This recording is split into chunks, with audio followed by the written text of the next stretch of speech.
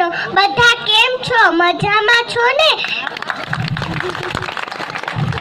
આજના યુવાનોને બે શબ્દ કહેવા માંગુ છું.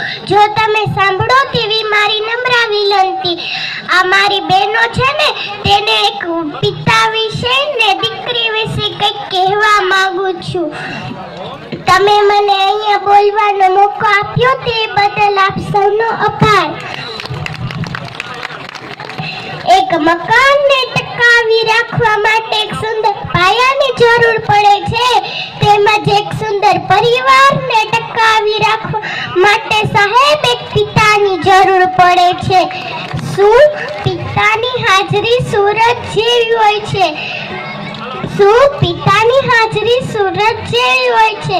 સૂરજ ગરમ ભલે ના થાય, પણ એ ના હોય ને તો અંધકાર છવાઈ જાય છે. ગુજરાતીમાં